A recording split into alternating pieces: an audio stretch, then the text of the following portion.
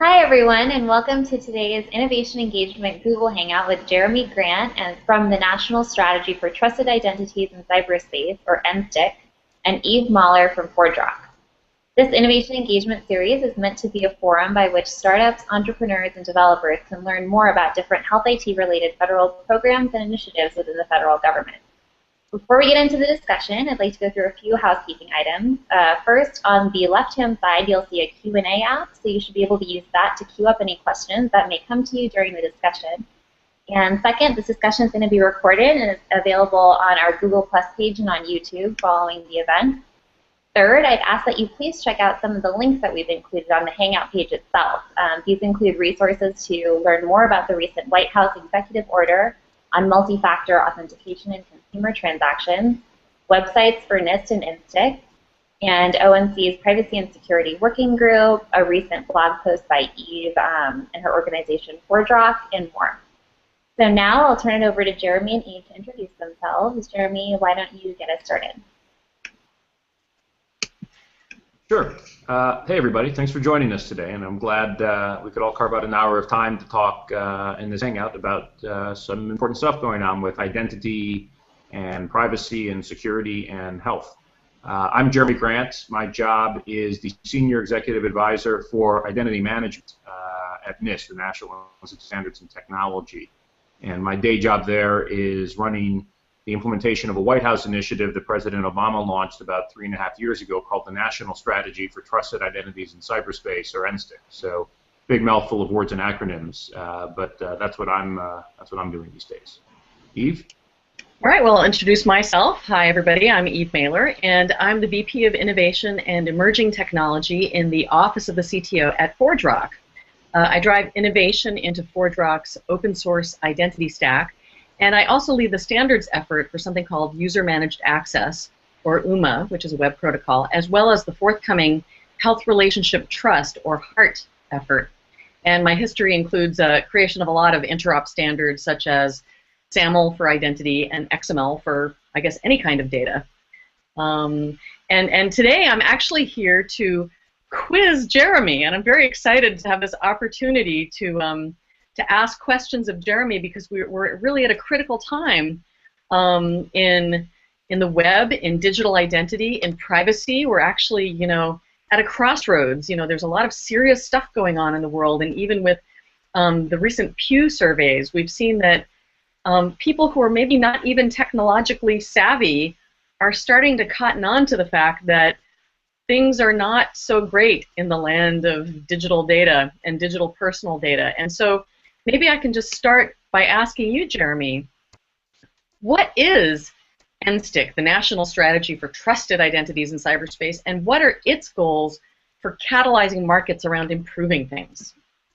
Sure. Great question, and thanks for starting off. I was going to say the answer to all questions you'll ask me is 17, but then you got more specific. I thought it was 42. Could be that as well. So NSTIC is the National Strategy for Trusted Identities in Cyberspace. It's an initiative that was launched by President Obama in April of 2011 that's really focused on trying to improve trust online, as the title would suggest, by catalyzing what it calls an identity ecosystem, essentially a marketplace in simple terms, where all of us should be able to choose within a few years from a variety of secure, privacy-enhancing digital credentials that we can use every place we go online, in lieu of the 30 or 40 passwords that most of us are asked to manage today. It's really trying to get at three issues. The first is that passwords are, boy, they're a total fail when it comes to security these days, and they're also a total fail when it comes to usability. I think the current guidance that we get in our agency, where we still do have passwords for at least a few things, we're thankfully replacing a lot of it with our smart cards that we use. But 12 characters with uppercase, lowercase symbols, and numbers, and you have 30 different ones. Don't write any of them down, and don't make any of them the same. Shockingly, that doesn't work particularly well for people in government, and it gets even worse when you're dealing with folks like my mom in the suburbs of Detroit trying to manage access to a lot of different accounts. And it's not particularly secure that way either, because as I think a lot of folks who are tuning into this know, there's a lot of different ways to actually get through even so-called secure passwords. It's become an epidemic of sorts. If you look at the data breach investigation report that Verizon puts out every year in partnership with a bunch of law enforcement agencies around the globe, The report in 2013 showed a whopping 76% of all breaches and network intrusions were being executed by exploiting different weaknesses of passwords, which is a pretty stunning number. It basically means it's an anomaly these days when you're reading about a big breach in the news and somebody wasn't actually using the fact that there was a password protecting the system somewhere as a way to get in. The second thing that closely ties to passwords and authentication is the question of who are you on the internet? We're now 21 years and change since Pete Steiner had his famous cartoon in the New Yorker where the dog's typing on his computer and says to his friend the dog, the great thing about this internet thing is nobody knows you're a dog. And that hasn't actually changed too much today. I'm pretty sure that's Eve Mailer I'm dealing with and not a robot that looks like her. And you can be pretty sure you're dealing with me in this environment, but there's still lots of things where we're online where we don't know. And by the way, we might not need to know or want our identities to be known. There's an ability to be anonymous or under a pseudonym online that's great for a lot of environments. But conversely, there's a lot of things that we'd all like to do online where you're dealing with more high-trust, high-risk transactions. And there, a lot of them simply aren't available online, both in government and the private sector, if you aren't able to know that somebody really is who they claim to be, or at least know a few key attributes about them that gives you some confidence in the transaction.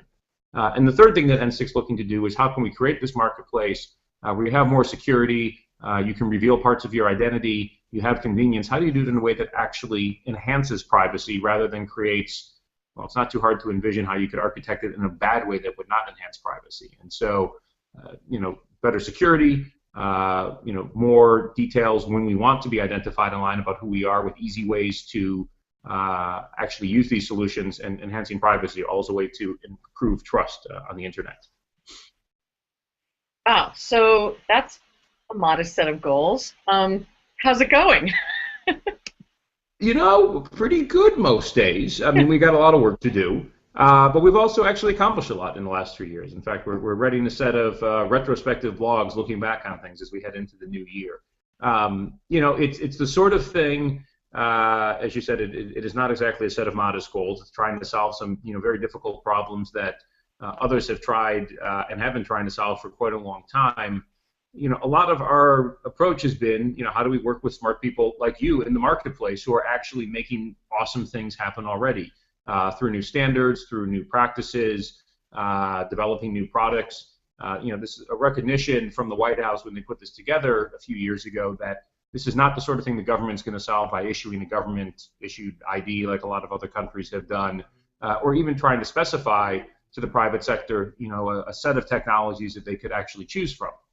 There's simply too much innovation going on, too many entrepreneurs that are out there today that are coming up with really great solutions for dealing with the identity conundrums online, that the best thing we can do is try to work in partnership with all of you, but try to put some influence in different places where we can. So we have funded to date a total of 15 pilot projects, including a handful that have a nexus with healthcare, and the pilots are really focused on not just developing new technologies, but actually taking great technologies and getting them out into the hands of real consumers and patients and others in the marketplace, letting them try new ways to log in online, and it's enabling some models that were not previously feasible.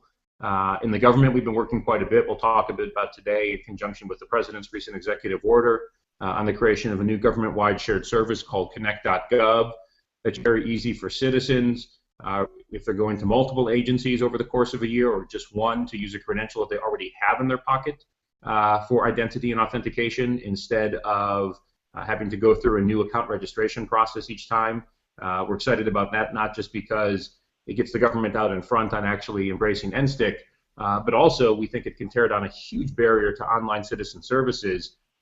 We know most people don't really like registering for new accounts, and more than half tend to click off when they're asked to. If that's happening in government sites, we're failing to actually get through to people online, and so this is a way to try to address that.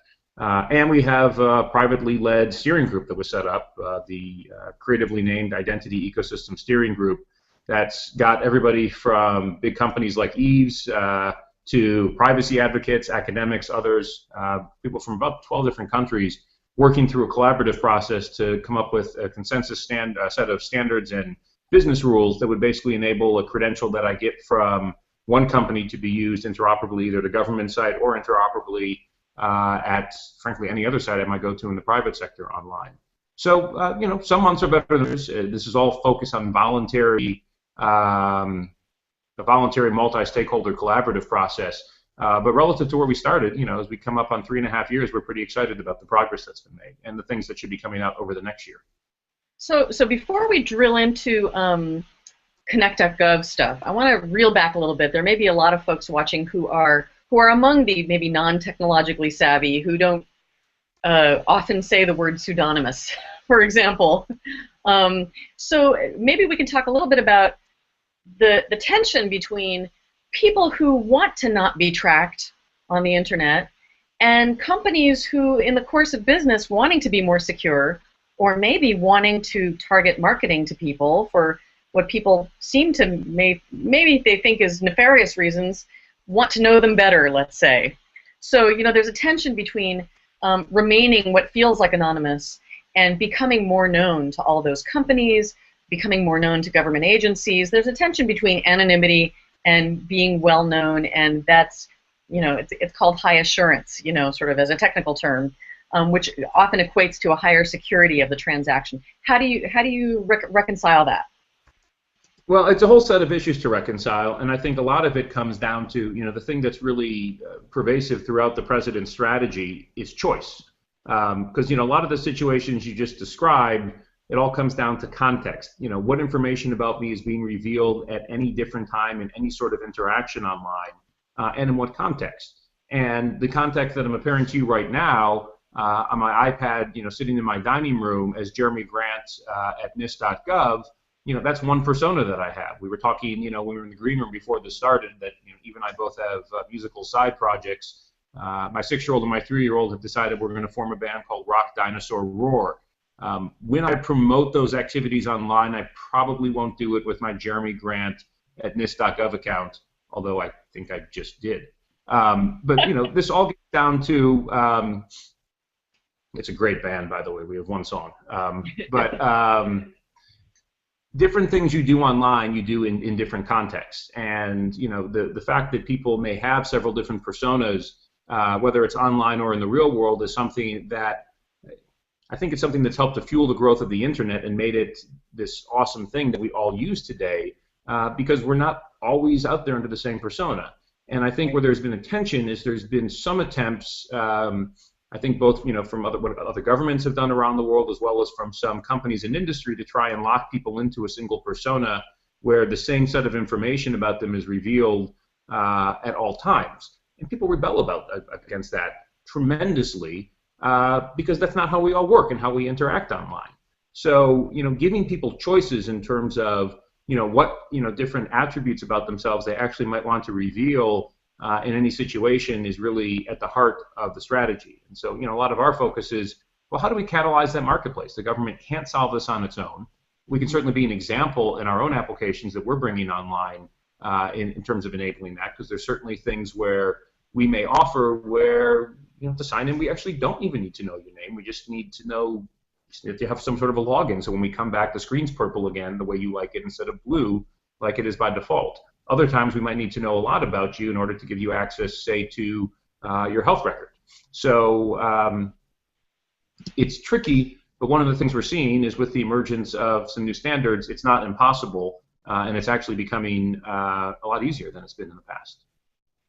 So, on the one hand, I'm actually very sympathetic to the point you're making. There's a saying we have in the user-managed access group that privacy is, as we know, not secrecy, but what it is, or what it should be, is context, control, choice, and respect. So I like that a lot. On the other hand, there is danger in a lot of people accidentally crossing the streams, right? When you use personae, and I guess I'm about to demonstrate it to you here. Let's just say I accidentally hit one of my other personae in the screen, and I switched to my band persona there in my lower third. You see that I've just revealed to the world that I'm in a band called Mud Junket. I really like Rock, Dinosaur, Roar, by the way. Love your song. One hit wonder. So, I think a lot of people are going to have to learn that it's easy to cross the streams, and it's easy for those correlations to happen when they don't really realize it now. So there's a kind of savviness that I think a lot of people will have to learn. So let's actually change subjects now and talk a little bit more about Connect.gov, and tell me, what the White House's new executive order might have to do with all of that. Sure. So Connect.gov, just as background, one of the things when we launched NSTIC a couple years ago was an overwhelming, I would just say, tidal wave of feedback from industry that this is a great idea, and it's a bit of a far-fetched idea, which means, if you want all of our companies to start to buy into the idea of federating with each other, accepting each other's credentials, one of the most important things that you can do in the government is actually take steps to ensure that the government can be an early adopter of this idea itself. Because I think one thing we've seen in the past with federation efforts is people talk a good game, and then attorneys start to get involved and look at concerns about liability, and different folks in the security or privacy side come in and start poking holes in some of the premises behind the infrastructure that's supporting it. And people have tried to do things like this before, and they have never been quite as successful as people hope they would be, because we keep getting hung up on some of the same barriers. And they're usually not technology barriers. It's usually things more like liability, privacy, usability, interoperability. So we made a concerted effort in our side. I'm at NIST, but we were set up as an office established by the White House to try and coordinate implementation of NSTIC across government and the private sector. So one of the things that we've been doing with government, with our brother and sister agencies, and with some help from parts of the White House, is to establish a government-wide shared service that would allow agencies to easily plug into what is a growing marketplace of firms that have had their credentials accredited for government use in lieu of government agencies issuing their own credential.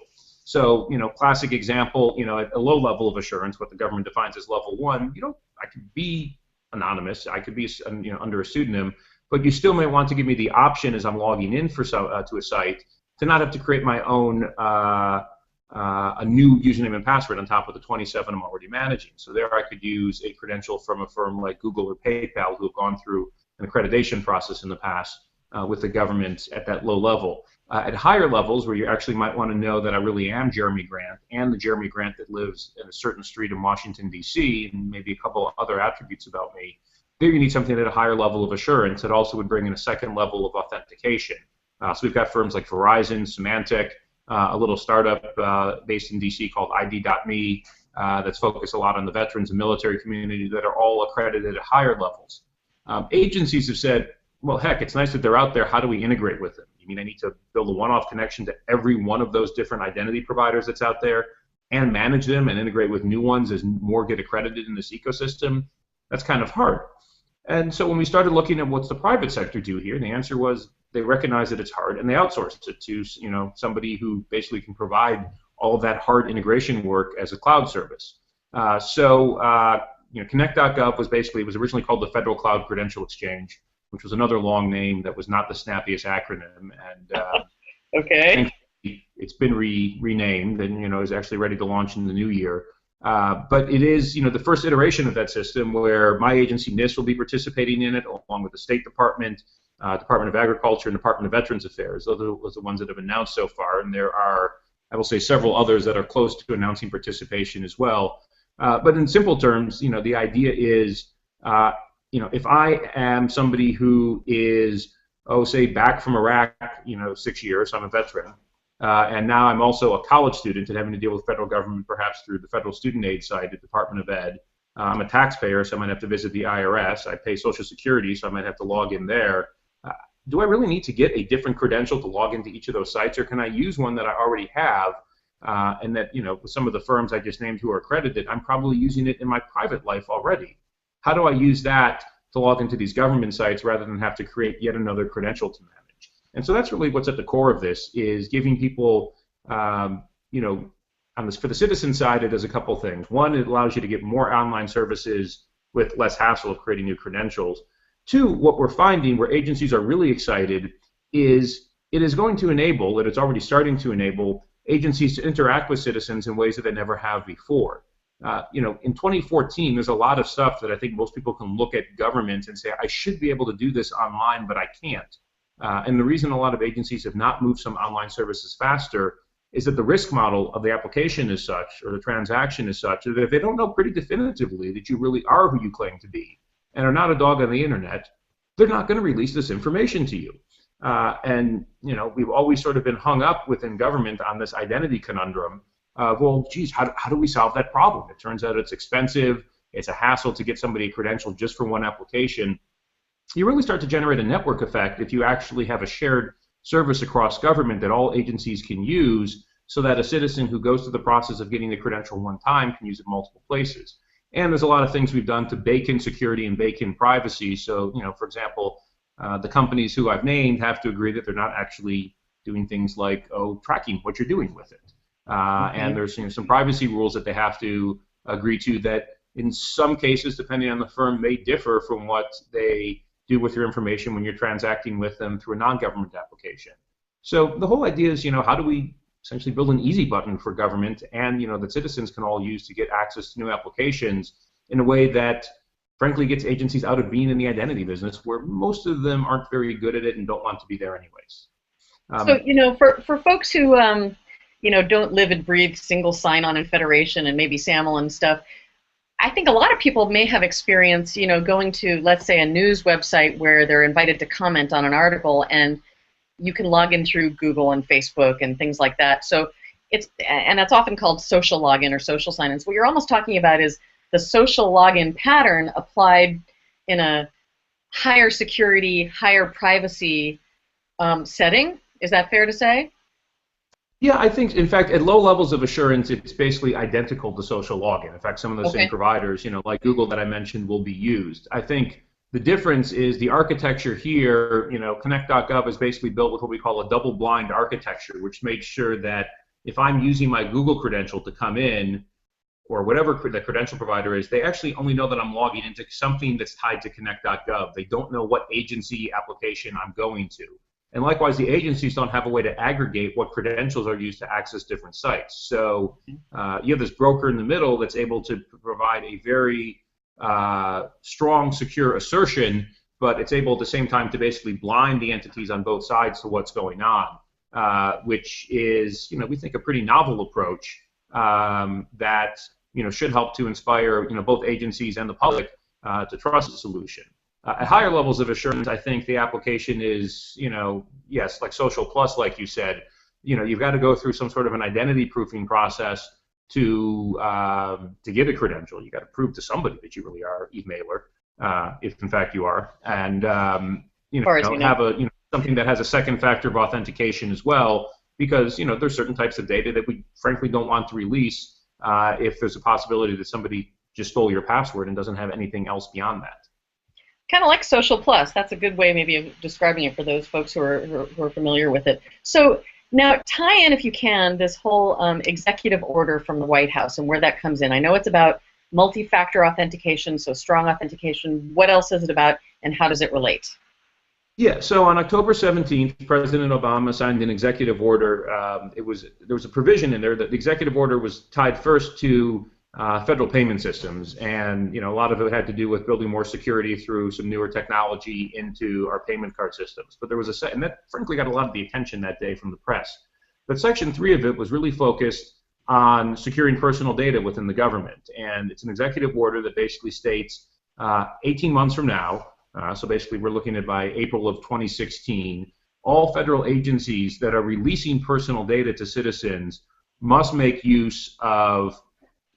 do so if they're using both multi-factor authentication and what is dubbed an effective identity proofing process. Now, Connect.gov is not called out in it. What is called out is for a couple of different parties in the White House to present the president with a plan within 90 days, which is in the middle of January, on how they will get there. So we certainly think that the work that's been done through NSTIC and Connect.gov is a very sensible solution. But I also want to be clear on this call, not to talk above my pay grade. This is ultimately up to people in the White House to recommend what will happen to the president. So stay tuned. The bottom line is we were excited to see it from our office. We think it was putting some very strong executive action behind ensuring, separate from any shared service program, ensuring that the government really is leading when it comes to being an adopter of the identity ecosystem that is called for in the NSTIC. Cool. All right, so basically no exact details regarding the connection between Connect.gov and this executive order, but stay tuned. So yeah, there are many people who are looking at what's happening with NSTIC and Connect.gov and reading the executive order and suggesting that there may be some connections between them. And all I would say on that is not an unreasonable conclusion, but the decision on what will actually happen is not mine. So stay tuned. What is important is to note there will be a solution, coming very soon that agencies can be making use of. One of the things I think that's important about the executive order, a lot of times when I'm asked, how are you doing with NSTIC, I go back to my days as an old poli-sci major where, I talk about things I learned about that you can actually do in government to get things done. So I've learned about legislation. Congress can pass a law that says that somebody has to do something.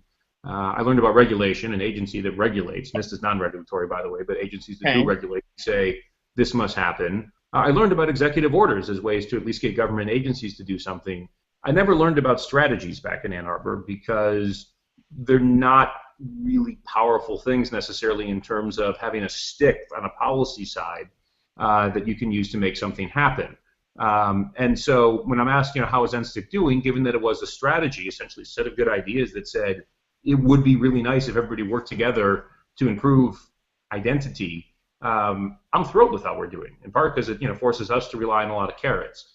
So having an executive order that, at least for the government agencies, backs up a lot of what we've been looking to do in NSTIC is something that we're quite excited about and glad to see.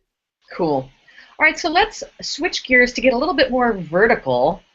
What are the implications of NSTIC for healthcare and for online health data sharing, even in maybe not a healthcare specific context, but even among quantified self-movement and just fitness wearables and that sort of thing?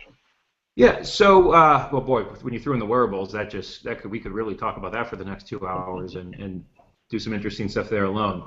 I think on the themes we're talking about, sometimes it's great to be anonymous or under a pseudonym online, and sometimes you really want to know some things about somebody before you release the data.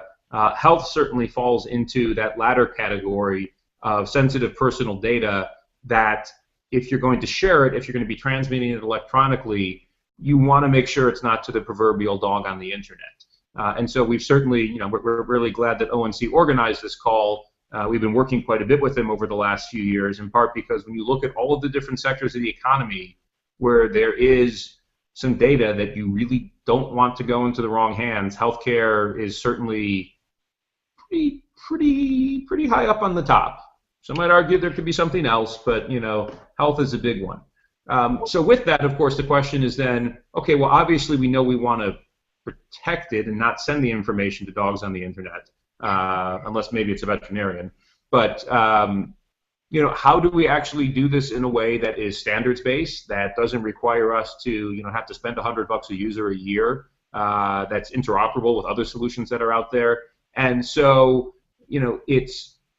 there's I think a big difference between saying it's a really good idea to make sure you solve this whole identity problem and then actually getting some tools in place that developers can start to build into applications aligned with the NSTIC that helps them do that. And so we've really been trying to focus both with ONC and folks like you and other partners in the private sector, where are the gaps? How do we come up with these toolkits and some rules that stand behind them that actually enables us to, how should I say it, fully realize the promise of electronic health records? I wonder, though, if that continuum of anonymity that people desire all the way to being very well known still doesn't apply to health data, at least in terms of data that I might want to share out with some other party versus data that might be shared out from, say, an agency. For example, I'm thinking of one of the very first identity projects that was done around federated identity in the government was PubMed, right? And the use case there was you might want to kind of save across login sessions at PubMed a basket of articles that you're interested in. And of course, the articles you're interested in at pubmed.gov might be revealing in some way of a disease you have, a wart you might have in an inconvenient place.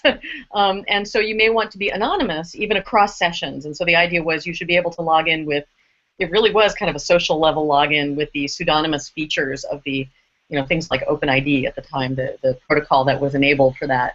Yeah. So there's a kind of a pseudonymous use case for health data, and I can think of others like, oh, I don't know, the whole Wi-Fi enabled scale thing. I mean, if I'm going to actually buy one of those, which I haven't yet, what I really like is the ability to use a RESTful API to post my own number into the scale so that it goes into the cloud and tells it what I weigh. That's a startup idea. Let's do it. Yeah, totally, right? Especially around this time of year. It seems like there's actually use cases up and down or all the way across the continuum for that anonymity use case.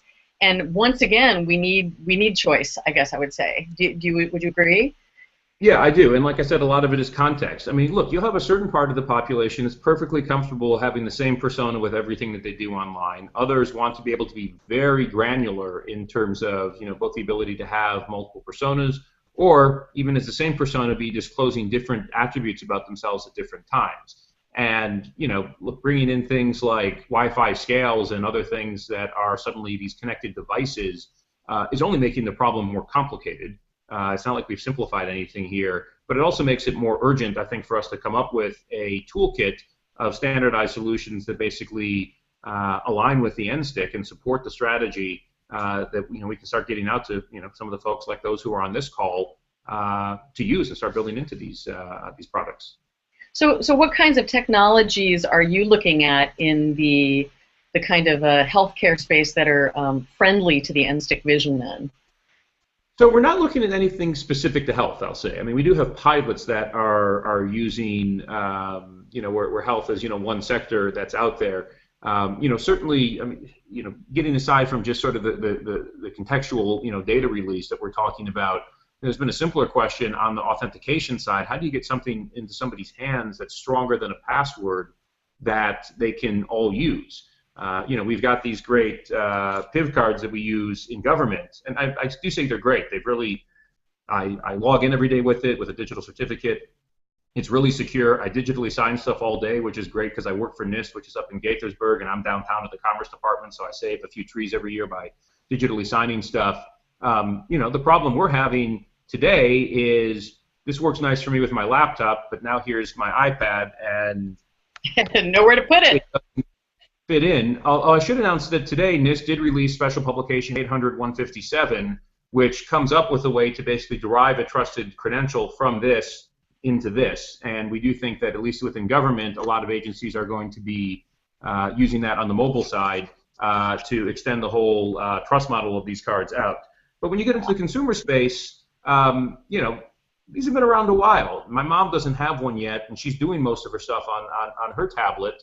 And I don't know that she's going to get something like that. But what she is used to are things like apps. And one of the things that we've been really excited about has been just an explosion of different ways that people can leverage different facets of mobile devices to handle strong authentication. The amount of work that's going on today, enabling people to use something that they're already holding in their hand rather than have to get a separate credential, is really fantastic. And so we're seeing everything from apps that you can download that rather than require you to frankly do a whole bunch of extra work, you can just have a push notification pop up on your smartphone and you push a green button and you're logged in. There's great crypto behind it, but it's really easy to use, and it's got a device based on a device you already carry. We're seeing other things emerge, like the new FIDO Alliance specifications that are out that will allow different online service providers to basically look at what kind of device you're using and, oh, look, it's got a camera, or maybe it has a fingerprint sensor, or it's got a TPM chip for a trusted certificate store. How can we take advantage of things that are already out there in the marketplace today and get consumers to basically just flip a switch and start using them rather than have to carry something? So we're certainly encouraged just on, man, how do you get this thing into a person's hands? There's a lot of ways to do things today that didn't exist 2 or 3 years ago. On the separate issue of data attributes, this is probably a good time to turn around and ask you, as the leading humanitarian, UMA's user managed access, for those who don't know what it is, about some of the work that's going on there these days, including work that I think both of us are participating in, or at least somebody from my office, around the HEART initiative, because we think that's pretty exciting in terms of being a toolkit like we've talked about that can help get some of these solutions that we need. Yeah, so you've turned the tables. All right, well, I'm happy to chat a bit about that, of course. Yeah, so I mean, I'm involved in user-managed access, and I've been a little bit involved in OAuth, and for a long, long time I've talked about the new, well, not a long time, I can't say that now, a couple of years I've talked about the new Venn of access control, you know, having been described from time to time as the queen of Venn around Venn of identity stuff. There's this kind of new Venn that has OAuth and OpenID Connect and UMA in it, that solve a kind of triad of key problems in this kind of RESTful API era. And that's where I was sort of going with the question about technologies, because like HL7 has this really important, I think, and intriguing work going on with the FHIR API, which is fast healthcare interop resources. I think I just got it wrong. In any case, it's this lovely RESTful API and a set of data structures that map to the HL7 work to capture interoperably healthcare data and clinical data. And so you can exchange it with sort of CRUD APIs, you know, the way that web devs do without even thinking these days. And so the question is, great, you have an API, well, you got to secure it. And how do you secure that kind of thing? The way you do it these days is with OAuth, so that you can sew apps together, with OpenID Connect, so that you can actually have portable identity, and UMA is the new thing on the scene, so that you can actually have, think of it as adding the share button like you'd have in Google Apps, so that you can direct sharing selectively. Was that a question? So wait, just make sure I'm hearing correctly. So OAuth, despite the word auth being in it, you're saying does not actually address authentication, and you need OpenID Connect for that. Well, you know, strangely enough, of course, authentication and authorization both have auth in them, so it's kind of awkward. In fact, the auth in OAuth technically stands for authorization, and here's how I would describe what it's really about. Technically, OAuth stands for open authorization. The job that OAuth does out of the box is really most akin to, this is really going to be maybe flummoxing some of the audience, but for those who know the WS star stack of specs, it's kind of like what WS security does, which is it puts a token in the header of an API or web service call so that that client of an API can succeed in making an authorized call. So it's a pretty limited security purpose. It is enabling the client to make an authorized call, but it's very limited. So it's really that app-to-app successful authorized calling. It doesn't go so far out of the box as to solve the problem of how does, this is how Uma would put it, how does Alice actually successfully share with Bob? Or with Dr. Bob? Or with husband Bob? Or with Bob after Alice is deceased? And a lot of interesting healthcare use cases, right? So that's why I've been starting to think of a key problem that Uma actually solves, brings to the table, is adding the share button, which is something that you know, you don't have really with some of these other pieces. So it builds on top of those other pieces. And so to put all that into context, once you have the Venn of access control, the new Venn, that's kind of a generic security and identity and privacy layer that you get. And then if you want to apply it to healthcare, interesting things come into play, like regulations in various jurisdictions, like special security needs, like special privacy needs, you know, if it's HIPAA or whatever it is, and that's regulatory. And then special healthcare semantics. Like one of the things I've learned talking to HL7 people, for example, is they have a notion of differentiating in consent directives between, can this person view data that I want them to see versus downloading it versus transmitting it. Now, if you're an OAuth person, you'd think, well, those sound like scopes.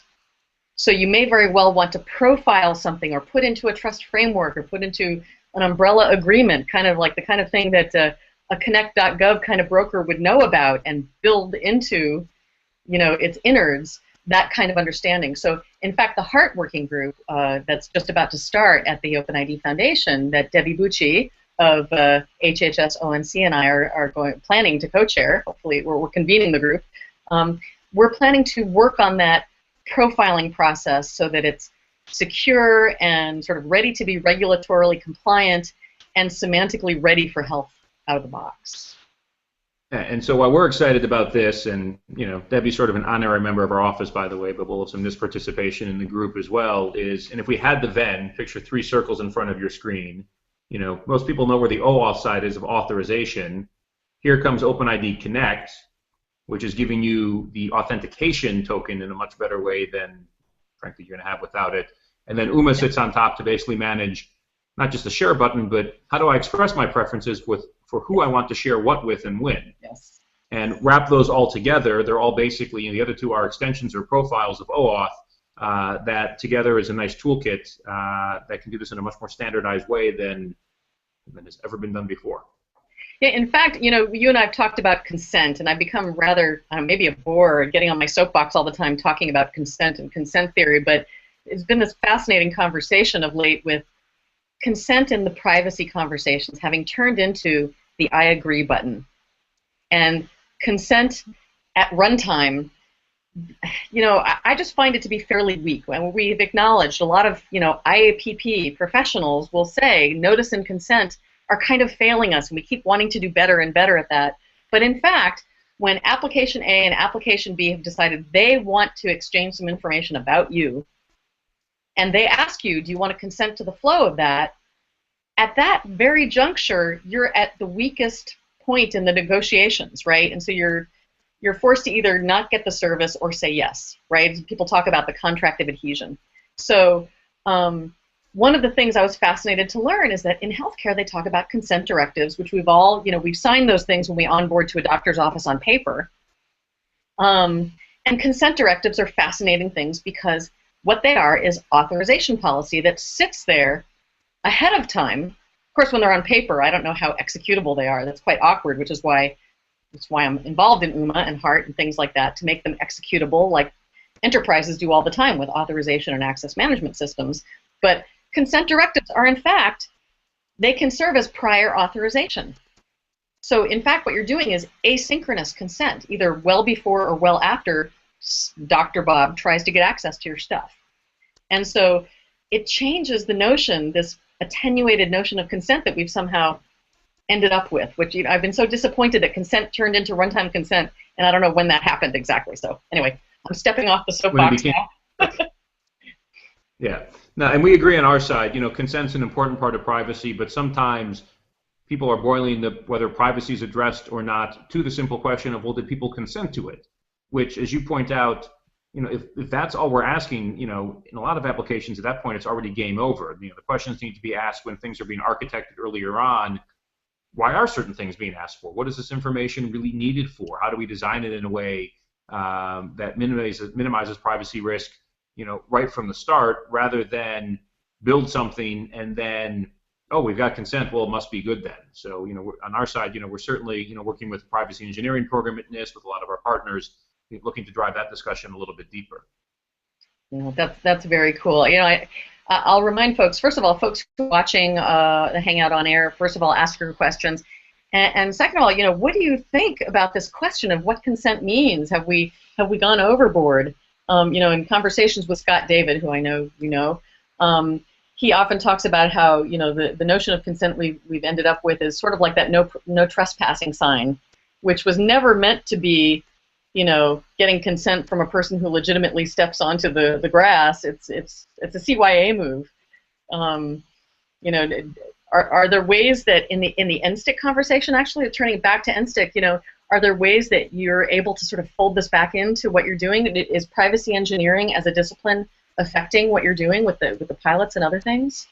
Yeah, so I'd say it's been an integral part of it. NSTIC, I didn't talk about our guiding principles. So, there's 4 guiding principles for this identity ecosystem, this marketplace that the president calls for, which is that they have to be secure and resilient, interoperable, cost-effective and easy to use, and privacy-enhancing and voluntary. And the privacy-enhancing side's been a tough one, in part because a lot of people have different definitions of privacy and ask what that means. NSTIC actually gets into some pretty specific default behaviors of identity providers and other parties in the systems in terms of what they should and shouldn't be doing. They really go well beyond consent. But I think where we've actually been able to see some of the theory and the strategy hit the road has been in some of our pilots, where if you ask any of them, we're kind of hardcore in actually insisting that if they're taking federal grant dollars, they adhere to all 4 of those policies or those guiding principles and look to advance them. And so we have certainly been challenging a number of our grantees, really in the applicant phase. Show us how you're going to engineer privacy in from the start. By the way, this is a great place to make a plug keep an eye on our website, which is nstic.gov, nstic.gov. We expect late January, early February, we'll have another federal funding opportunity released for what will be round 4 of NSTIC pilots that we've been awarding every year.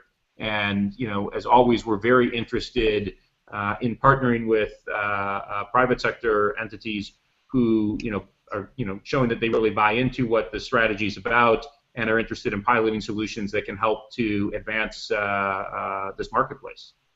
Very, very cool. Good to know. So maybe now's a good time for us to start summarizing what's the call to action? What should people be doing? What material should they be looking at? What action should they take next? So on our side, look, if this is, a community that's looking for toolkits, I know this is, we focus on developers, and we'll hopefully hear from some in a minute, look to get engaged with the HEART working group that you talked about up at MIT, or at least follow closely what's emerging from there in the next year. Pay attention to our pilots, our Identity Ecosystem Steering Group. The website for that is idecosystem.org, is a all-volunteer entity where we've actually got some of the advocates on privacy, working hand in hand with a lot of companies and others in the space.